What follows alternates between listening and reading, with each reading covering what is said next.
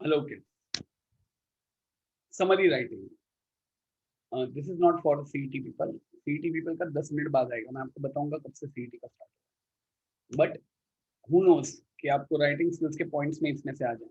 इसलिए when I was explaining to these fine kids who have asked some wonderful doubts, I thought क्यों ना मेरे 10th के बच्चे भी इसको यूज कर दे। वैसे भी 11 12 में आपको बेटा सेम कॉन्सेप्ट है बराबर।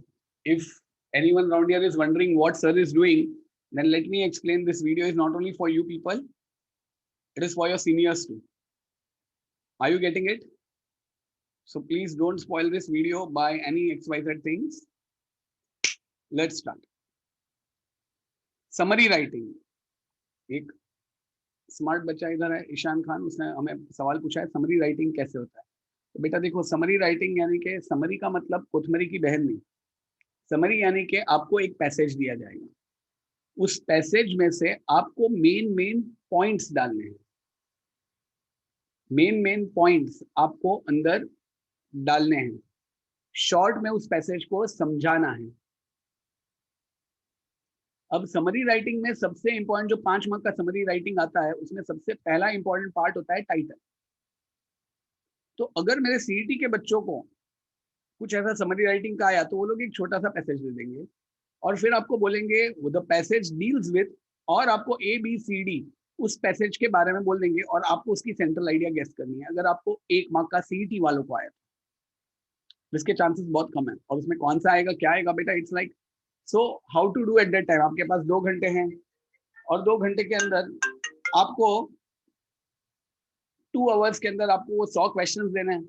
उसमें सर इतना बड़ा पैसेज आएगा, हम पढ़ेंगे कैसे? तो मैं आपको और ये जो 10th वाले बैठे हैं उनको, उन दोनों को एक ट्रिक बताता हूँ। सी, आज जनरली जो भी पैसेजेस होते हैं वो हमारे ओमिटेड पोर्शन में से होते हैं या तो फिर आसपास के किसी चैप्टर से होते हैं या तो प्रीवियस ईयर के होते हैं। द मेन थिंग इज कि आप पहले सीईटी वाले अपने 4 क्वेश्चंस पढ़ लो। जो 4 क्वेश्चंस क्या, it will take 30 seconds. 30 seconds बहुत ज्यादा बोल दी, 5 to 10 सेकेंड्स। मगर when you are reading that, don't just read it, understand what the summary is. उसके वर्ड्स को अपने दिमाग में हिंदी में ट्रांसलेट करते जाओ। अच्छा ये है, अच्छा ये है, अच्छा ये, total Hindi translation, and then you read the message. और आप पैसेज रीड करोगे तो आपको अल्टीमेटली ग्रास्प होता ही जाएगा कि क्या है। तो जो आपको 4 ऑप्शंस दिए हैं उसमें से मेनली उन लोग ने इतना कंफ्यूजिंग दिया होगा कि आपको 2 ऑप्शन ऑलमोस्ट सेम दिखे। अब उन 2 में झगड़ा है, तो वंस अगेन उन 2 का ट्रांसलेशन दिमाग में करो और फटाफट पढ़ो। इन 5 to 7 मिनट्स ये आंसर सॉल्व हो जाए। Now coming back to my 10th kids of this year, आप लोग को जो समरी राइटिंग है, जो मैंने उन लोग को टिप्स दी, वही टिप्स आपको भी काम में लगने वाली है। आपको उस पे से अनसीन कॉम्प्रिहेंशन है और फिर आपको उसका समरी लिखने का। आपको जो अनसीन कॉम्प्रिहेंशन आएगा ना, उसी का आपको समरी लिखने को आएगा। तो आपको तो एक गोल्डन चांस है। उन बेचारों को तो पूरा पढ़ना पड़ेगा 1 मार्क के लिए। आपको तो अनसीन कॉम्प्रिहेंशन भी है, इसलिए सबसे पहले अनसीन कॉम्प्रिहेंशन के क्वेश्चंस पढ़ो। वो क्वेश्चंस पढ़ोगे तो आपको आइडिया आ जाएगी कि किसके बारे में। फिर आप वो अनसीन कॉम्प्रिहेंशन पढ़ने जाओ, उस क्वेश्चन के साथ साथ आपको समरी भी पता चलती जाएगी। बेसिकली समरी में क्या होता है बेटा, कि जो भी एक, of course we will do the examples later on. आज तो हमें बहुत कुछ करना है। एक दिन हम लोग बाकायदा सिर्फ समरी राइटिंग करेंगे। सारे अनसीन कॉम्प्रिहेंशन के PDF आपको भेज दूंगा और फिर हम लोग करेंगे आगे आगे when we are completed with everything, the portion and all that stuff. फिलहाल के लिए इतना याद रखो कि दीज आर द टेक्निक्स, कि आप पहले क्वेश्चंस पढ़ते हो और फिर बाद में वो पूरा कॉम्प्रिहेंशन पढ़ते हो। एक बार वो कॉम्प्रिहेंशन सॉल्व किया और वो क्वेश्चंस आपने देखा, यू विल बी गेटिंग कि हाँ, कि बॉस ये इसके बारे में। फिर सबसे पहले एक टाइटल दे दो, तो टाइटल का अप्रोक्सीमेटली आपको 1 मार्क मिल जाएगा। टाइटल इफेक्टिव दो, वो बेटर है। जैसे एक बच्चे ने एडवर्टीजमेंट्स पर पूरा था एक पैसेज, तो उस बंदे ने जो टाइटल दिया, वो टाइटल पे ही सर फिदा हो गया। बहुत कम लोगों को पता है एडवर्टाइजमेंट्स, एडवर्टाइजर्स को हम लोग क्या बोलते हैं। Advertisers and cinema people are known as the dream merchants, सपनों के सौदागर। तो उस बंदे ने वो टाइटल दिया, उस पे ही मिस्तो फिदा, कह रहे सुपर्ब। बाद में समरी लिखने का होता है। समरी और प्रेसी में फर्क है, प्रेसी 1/3 होता है, समरी हाफ होता है। यानी कि अगर टोटल लेंथ 100 वर्ड्स है, सर हम लोग काउंट करने बैठे क्या? सिंपल यार, एक लाइन में 5 वर्ड, 20 लाइन, कितना हुआ? 100 वर्ड। तो समरी में 50 वर्ड्स होते हैं और प्रेसी में 33 होते हैं। Summary is half, precis is 1/3। Coming back, point number 1, gather all the main points. Point number 2, remove irrelevant details. Point number 3, अगर पैसेज में कई बार एक ही वर्ड के लिए 6 वर्ड्स हैं, he was too resilient, too reserved, hardly talked with anyone and always kept by himself. इस सब का मतलब हम लोग एक ही लिख देते हैं, he was reserved, बस खत्म। इसलिए जो रिपीटेशन ऑफ द वर्ड्स हुआ है उसको आप अवॉइड करो। जो वर्ड्स अपना बोले ना इररिलेवेंट है उनको ओमिट करो, मेन आइडिया प्रेजेंट करो और शॉर्ट करके प्रेजेंट करने का, मगर इररिलेवेंट पॉइंट्स मिस नहीं करना। The more you practice the more you get. आपके नोट्स में बहुत सारे समरी के एग्जांपल्स हैं। एनसीईटी वालों इसके अंदर ज्यादा फोकस नहीं, जस्ट मैंने जो बोला, क्या पता आपको भी ऐसा भी क्वेश्चन है, इन summary writing you should do the following, और 4 पॉइंट दिए होंगे ABCD, include all the extra points, remove relevant data, remove important words और concise it into small comprehensive passage, comprehensive note। क्या आएगा?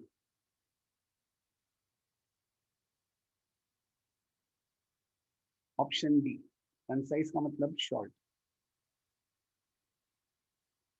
समझ में आया? So that means they have to understand. So in CET these type of questions will be asked if asked, क्योंकि उन लोग ने पोर्शन पेपर में भी दिया है कि भाई अबाउट, CET के पोर्शन पेपर में भी आपको दिया है कि अबाउट राइटिंग स्किल्स। कभी सवाल है भाई राइटिंग स्किल्स ये पूछेंगे कैसे, तो यही सब पूछ लेंगे। So thanks to these sweet kids who have asked these doubts, जिनके कारण CET वालों का भी फायदा हो रहा है। चलिए आगे। So summary writing, any problem dear? I hope so CET people have also got it, and I hope so non-CET people, that is my current year kids, are also getting it. Now we move on to the next part, remove to। remove to के अंदर मैंने जैसे कि previous video में भी remove to के बारे में पूरा बताया, यहाँ पे मैं वापस एक बार रिपीट करता हूँ। प्रेजेंट टेंस होगा तो कैनॉट, विल नॉट और डू नॉट, और पास्ट टेंस होगा तो कुड नॉट, वुड नॉट और डिड नॉट।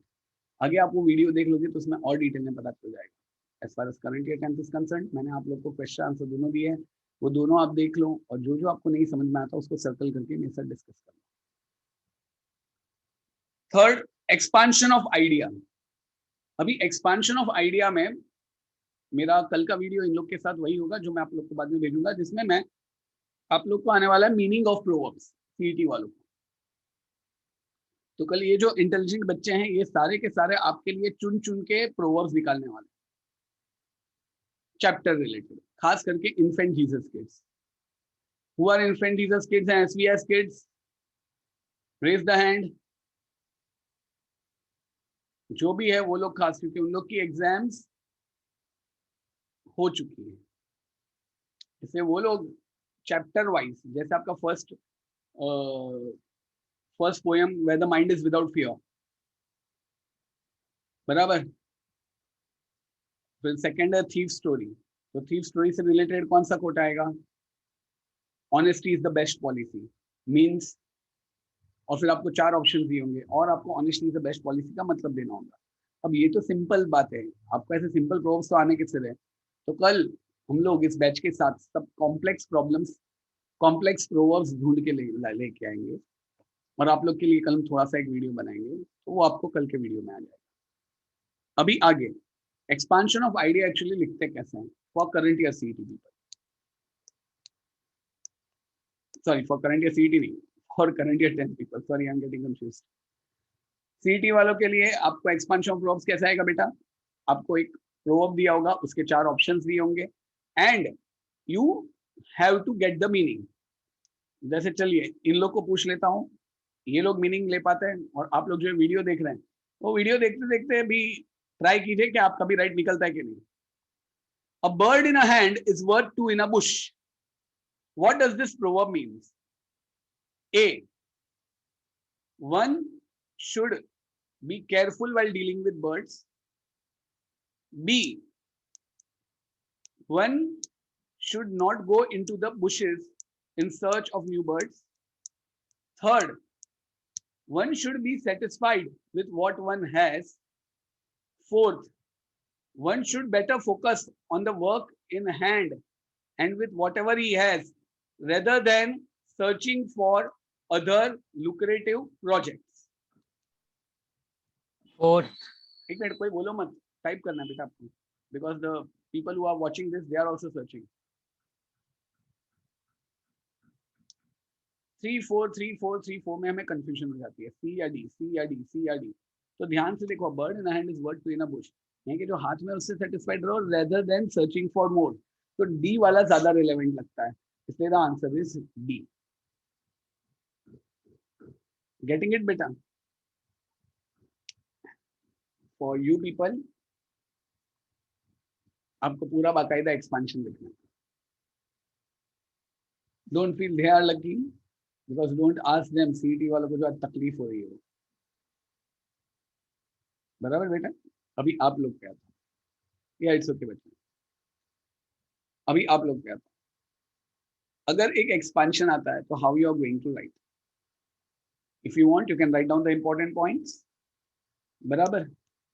हाँ या ना? पॉइंट नंबर 1, हमेशा catch the pulse of the essay. Sir what is this catch the pulse of the essay भाई? ये क्या होता है? 20 साल पहले धुंधली धुंधली याददाश्त, मैंने आपको मेरा ऐसे वर्कशॉप का एक पीडीएफ बताया था, उसमें मैंने आपको ये पॉइंट्स बोले थे, अगर किसी को याद हो तो। ऐसे वर्कशॉप का मेरा था, समर कैंप का, हम लोग ने एक पीडीएफ मैंने आपको पूरा बताया था प्रोवर्ब का।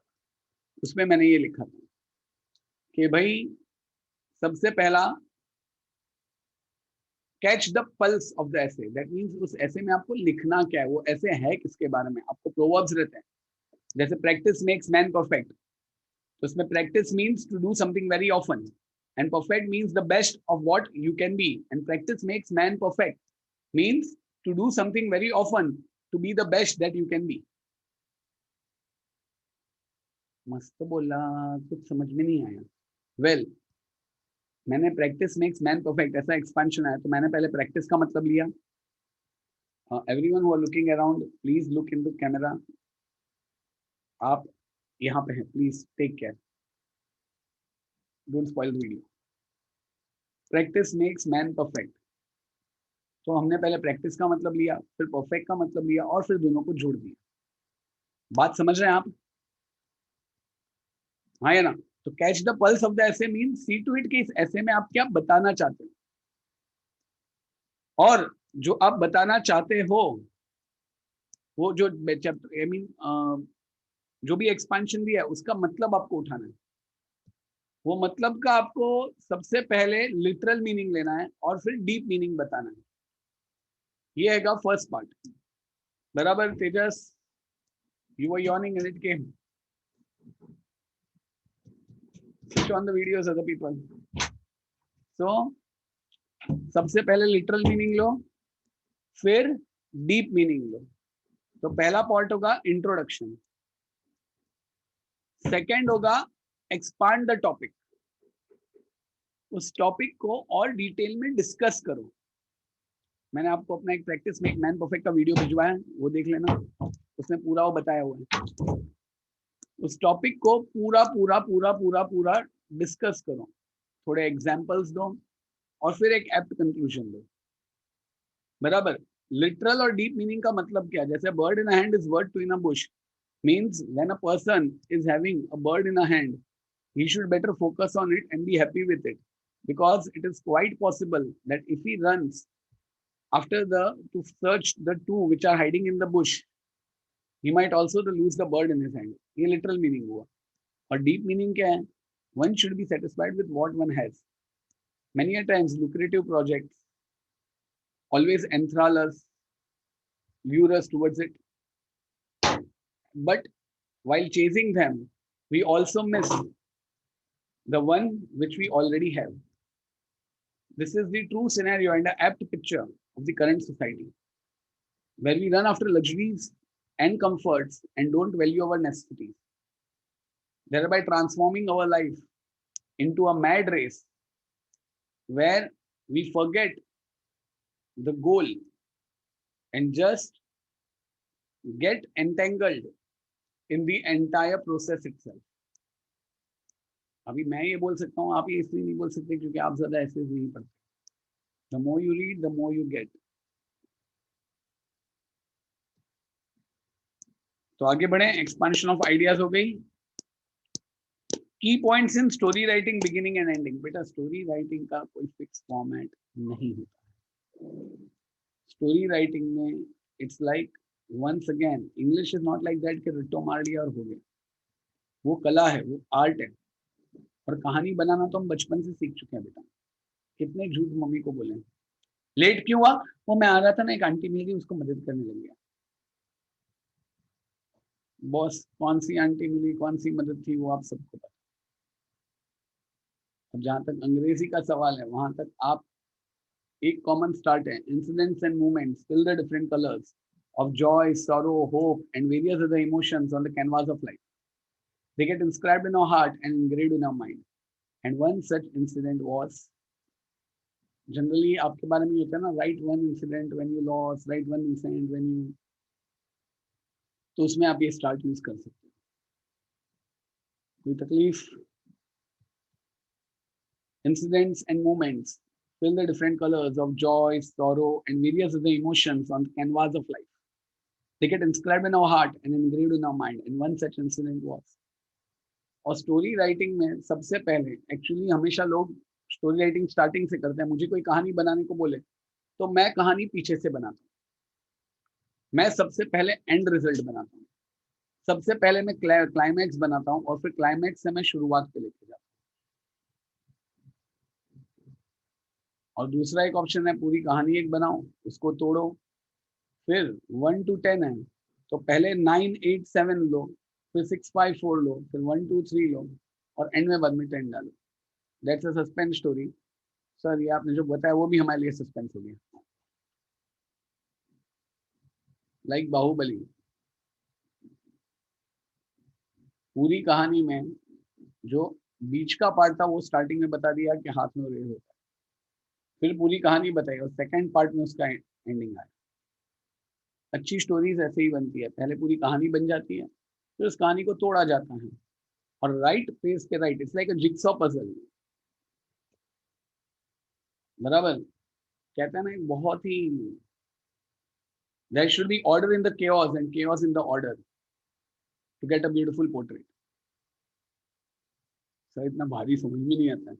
जिसके समझ में आ गया उसको बहुत इंटरेस्टिंग भी लगेगा और उसको हर आर्ट फॉर्म, चाहे वो पेंटिंग हो, चाहे वो ड्राइंग हो, चाहे वो पेंटिंग ड्राइंग एक ही होता है, चाहे वो स्टोरी राइटिंग हो या आर्किटेक्चर, सब में वो यूज कर सकता है. Remember it. Search for the chaos among the order and order among the chaos, and you will be able to catch the pulse of every interesting, enthralling, mesmerizing activity. Story writing के लिए आपको and में 10 minute ही मिलेगी, फिर जितनी stories. इसलिए तो मैं पहले इतनी सारी स्टोरी सुनाता था, इतना सारा मैसेज भेजता था, मगर बाद में सब लोग ने, कोई पढ़ता ही नहीं था, इसलिए मैंने भेजना छोड़ दिया. चलिए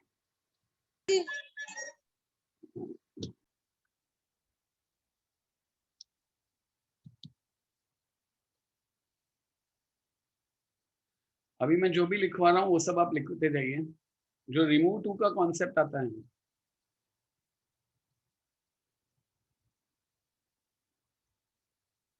उसमें 2 टाइप के सेंटेंसेस होते हैं. पहला ऐसा, इट इज टू हैवी. इसमें सिर्फ एक ही टू है.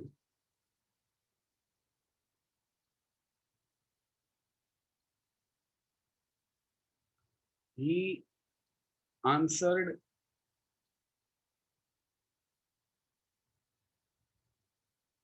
it too.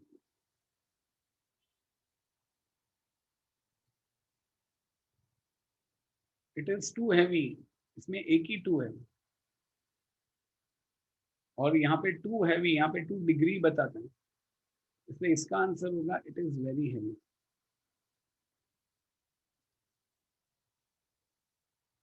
He answered it too, तो यहाँ पे टू है कि उसने ये भी आंसर किया, यानी कि also, he also answered it, या ही आंसर्ड इट ऑल्सो. मैं अभी थोड़ी देर के लिए मैसेजेस नहीं देख रहा हूँ, प्लीज आप अपने डाउट्स लिखते जाइए, थोड़ी देर बाद आप पूछते जा सकते हैं. अभी जनरली आपको इस तरह सेंटेंस आते हैं.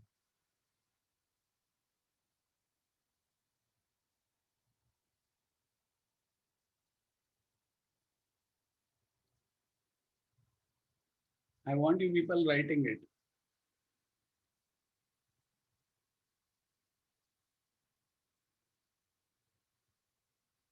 Don't write the answer, just write the question.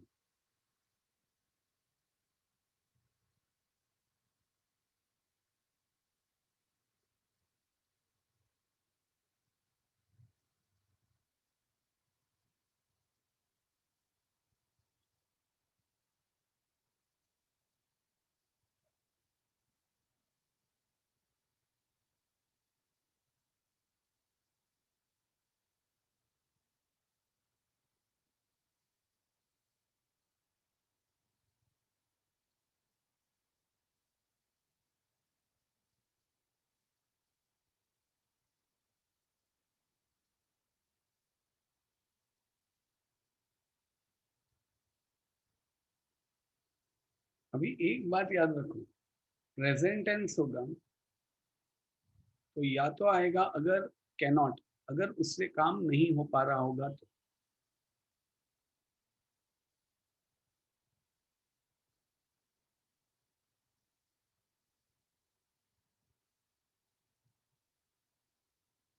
Ability अगर नहीं होगी तो.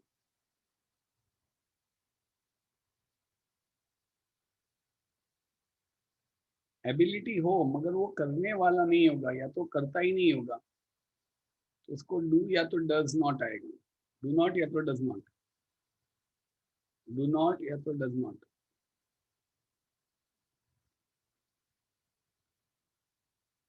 यानी कि उसने नहीं किया,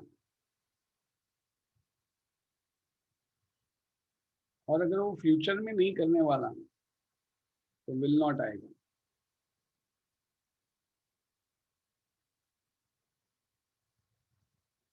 वैसे ही अगर पास्ट टेंस हुआ तो अगर वो नहीं कर पाएगा, इनेबिलिटी है, तो कुड नॉट. अगर उसने किया ही नहीं तो did not.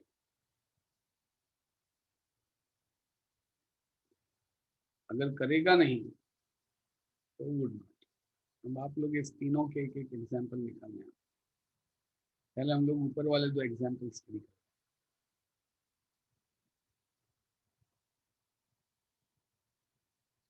He is two week, तो ही इज वैसे का वैसा, ये टू की जगह सो. ये एडजेक्टिव के तुरंत बाद हम दैट डाल देंगे, और दैट के बाद इस फ्रेज को सेंटेंस में कन्वर्ट. टू फाइट, वो इतना वीक है वो फाइट नहीं करेगा, यानी कि एफर्मेटिव है तो नेगेटिव आएगा. अभी नेगेटिव है तो कैन नॉट, डू नॉट और विल नॉट. तो is so weak that he can not fight, क्योंकि वो कर नहीं पाता है.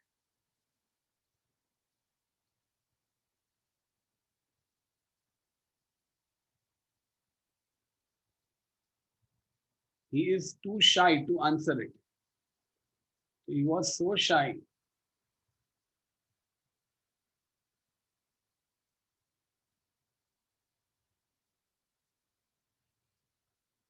दैट.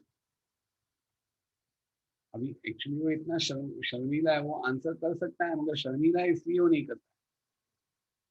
वो he was too shy to answer it, यानी कि उस टाइम पे वो इतना शाय था कि उसने इसको जवाब नहीं दिया, यानी कि उसने नहीं दिया, यानी कि ये हो चुका है. He was so shy that he did not answer it.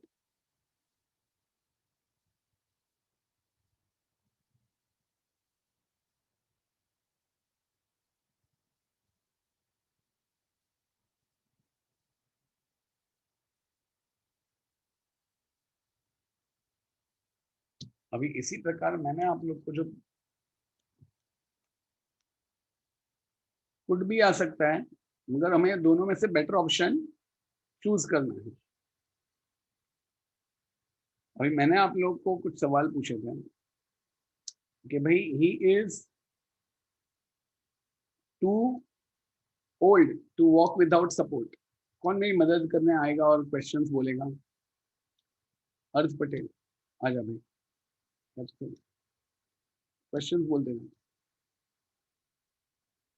या तो फिर कोई भी एक जन इधर इस क्वेश्चन बोल अगर आपके पास है. Yes, sir. The ones which you sent yesterday. Yes, remove two. Yes.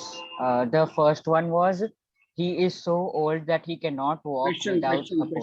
Question. Oh, sorry. He is too old to walk without support. So he is so old that he cannot walk without support. Second, it is not better. Next one. It is too late to start now. अभी is है, बराबर is है, so it is so late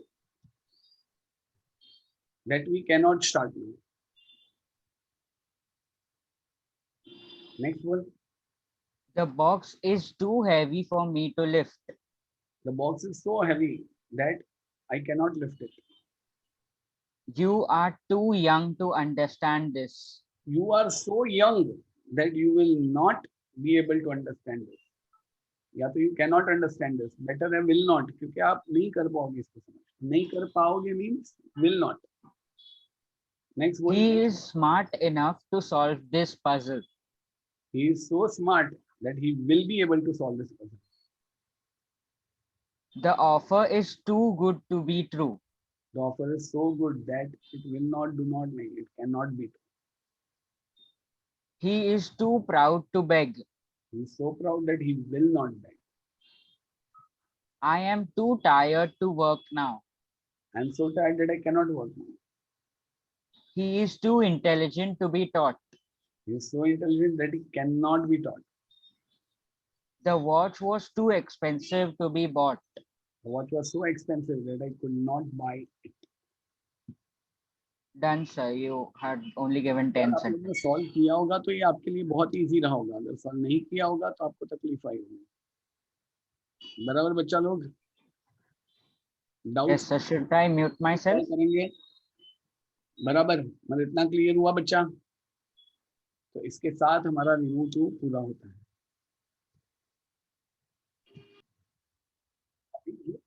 ET वाले हैं उन लोग को जो रिमूव टू के क्वेश्चंस आएंगे उसमें उनको बहुत ध्यान रखना है.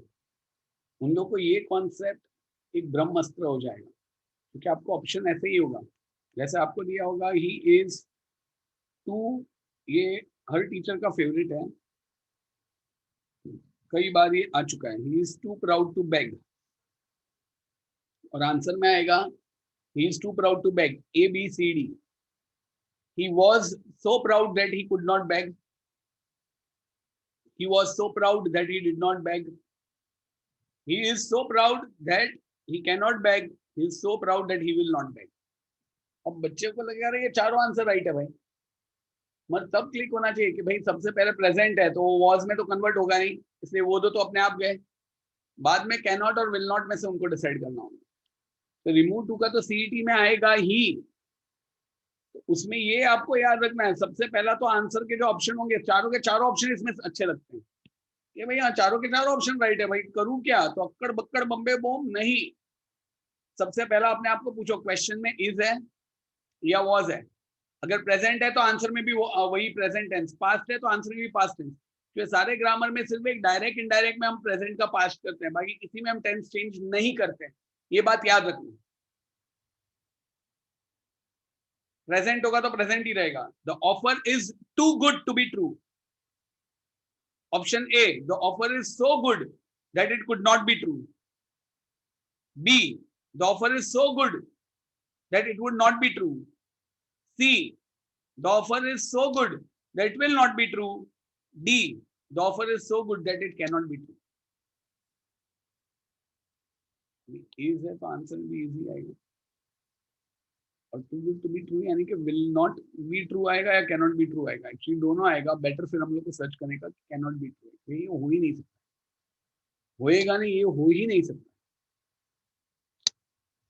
So this is the way the things will be asked in your remove to. 4 options देंगे and it will be very confusing for you CET people to decide which is the right. तो present और past का मंत्रा याद करना। will not अगर वो future में नहीं करने वाला है, क्यों ये करेगा ही नहीं। समझ में आया?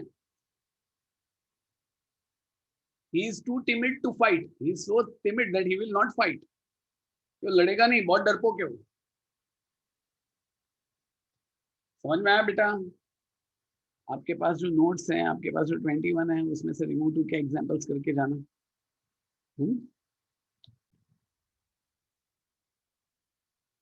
होमोफोन, होमोग्राफ, होमोनिम, आखिर ये 3 में फर्क क्या है? तो पहले अपना एक टेबल बना दो, होमोफोन, होमोग्राफ और होमोनिम, एक प्रॉपर टेबल। मैं आप में से किसी को भी बोलूंगा तो आपको स्क्रीन पे बताना है, आप अकेले ही पूरे स्क्रीन पे दिखोगे, तो आपके बुक में अच्छे हैंड राइटिंग में लिखना। It's Dev also with me now. So homophone एक अलग से टेबल बनाइएगा और अपने सीईटी के दोस्तों के लिए आपको वो मदद करना है। होमोफोन, होमोग्राफ और होमोनिम एक प्रॉपर टेबल बनाइए। बाद में सिर्फ आप ही पूरे स्क्रीन पे होंगे, मैं किसी को भी बोलूंगा भाई बताइए पूरा टेबल, तो अच्छे हैंड राइटिंग में लिखो। होमोफोन, होमोग्राफ और होमोनिम। होमोफोन का स्पेलिंग है HOMOPHONE, होमोफोन, फोन फोन होता है ना, फोन वो। Homograph, graph graph graph graph होते हैं ना वो, इन सब में इसका मेन छिपा हुआ है। होमोनिम, निम निम निम निम निम निम निम, HOMONYM। अभी होमोफोन क्या होता है? जैसे कि फोन, फोन पे प्रोनाउंसिएशन होता है, तो होमोफोन में point number A, pronounce the same, that is sounds alike, sounds alike. B, but difference in meaning. C, difference in spelling. समझ में आया बेटा? ABC लिखना है नीचे। A, pronounced the same, that is sounds alike, same sound, same sound. Homophone, phone में sound same होता है ना बेटा, सेम साउंड, फोन में साउंड सेम आता है। फोन में किसी को भी बोलो मिथुन सर, सचिन सर, एक जैसे ही दिखते हैं, फिर पता ही नहीं चलता अबे किससे बात कर रहे, और फिर हालत खराब होती है। बेचारा कोई फंसा था उसमें, महेश मिश्रा शायद फंसा था।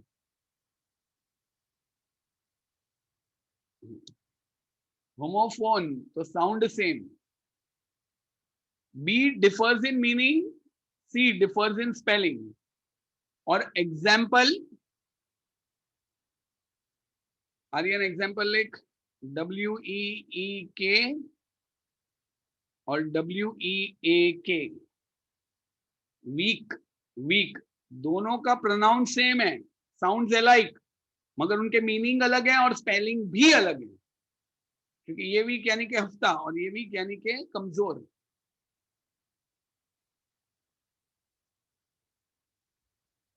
Weather and weather, WHETHER and WEATHER। Right और राइट, RIGHT और WRIT। ज्वलिन प्रभु लिखो ना, ये आ गया वीडियो में। जय ज्वलिन प्रभु।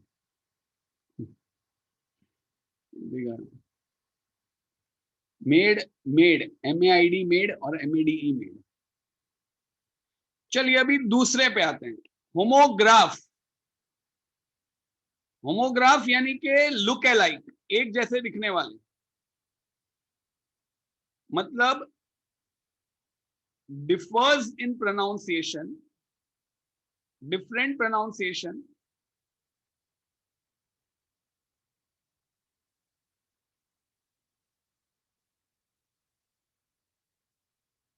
बराबर। कोई मुझे बोलेगा यहाँ पे पहला प्रोनाउंसिएशन था, दूसरा बी क्या था?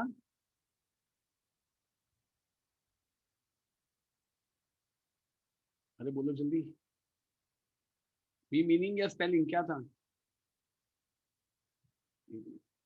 होमोग्राफ में मैंने क्या लिखवाया था, अर्थ बोलता हूँ। Yes sir, difference in meaning और डिफरेंस इन स्पेलिंग, बराबर। Yes sir. अब यहाँ पर डिफरेंस सिमिलर क्या था होमोग्राफ में? Sir the pronounce are the same, sounds alike. A pronunciation same, homograph में A pronunciation different, B meaning different, C spelling same, spelling same. यानी कि अभी होमोफोन और होमोग्राफ में फर्क पता चला ना? फोन सुनाई जैसा एक जैसा लगता है और ग्राफ दिखाई एक जैसा लगता है, बराबर। एग्जाम्पल BOW एंड BOW, बाव एंड बाव। BOW बाव यानी कि ऐसे झुकना, और बाव यानी कि वो बोटाई बोलते हैं ना वो। LIVE और LIVE, लिव और लाइव, दोनों दिखते एक जैसे हैं, लिव और लाइव, मगर एक लिव का मतलब है जिंदा रहना और दूसरे का मतलब है लाइव शो, लाइव प्रोग्राम आना। समझ में आया? आपको एक सेंटेंस दिया जाएगा, he lived throughout in that boring live show, he lives in that boring live show। उसमें live और live, ये क्या हुआ? live और live, LIV होमोग्राफ हुआ, क्योंकि दोनों एक जैसे हैं, दिखते एक जैसे हैं, मगर उनका प्रोनाउंसिएशन अलग है और मीनिंग भी अलग है। समझ में आया? और एक क्लास है होमोनिम, ये तो बहुत ही महान। क्यों? अर्थ मदद कर, पहला क्या था? Yes sir, look alike, that is different pronunciation. नहीं देंगे, मैंने ABC लिखवा है, ए में साउंड्स अलाइक है ना? Sir that is for homophone. Homograph में होमोफोन में does not sound pronounce alike, same. और होमोनिम में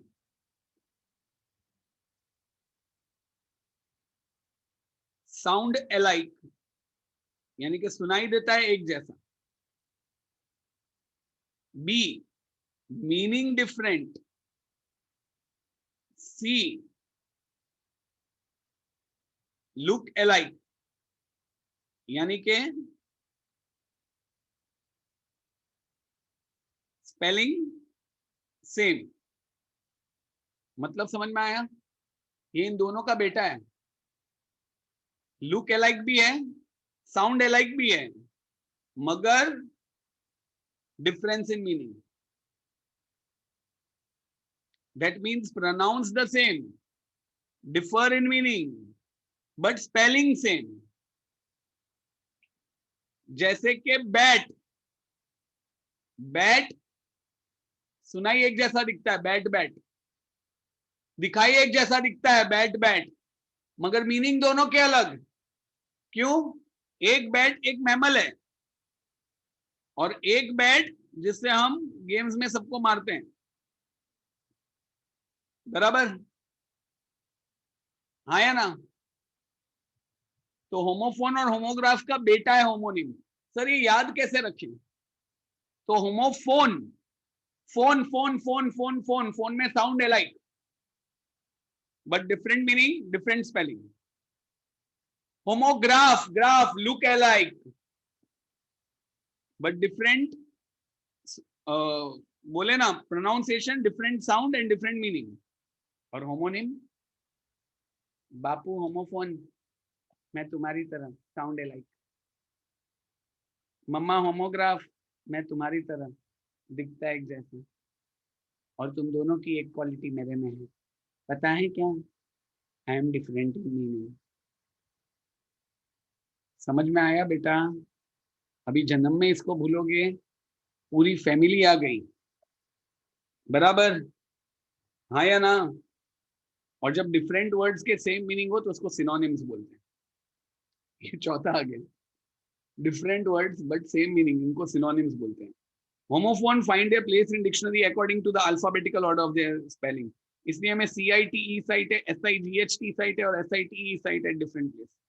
बट होमोग्राफ्स में क्योंकि similarity in spelling are arranged in succession, lead LEAD1, lead LEAD2, and homonym due to similarity in spelling and pronunciation are usually included under one head word with the meanings enumerated in a run-on style, bat, one, two, and so on. As compared to homonym and homophone, homograph are relatively fewer in number. मैं इसकी और एक exercise और example और वो सब आपको बाद में बना के भेज दूंगा ताकि तुम लोग ये भी गो थ्रू कर सको। मगर अभी ये क्लियर हुआ पक्का 100%?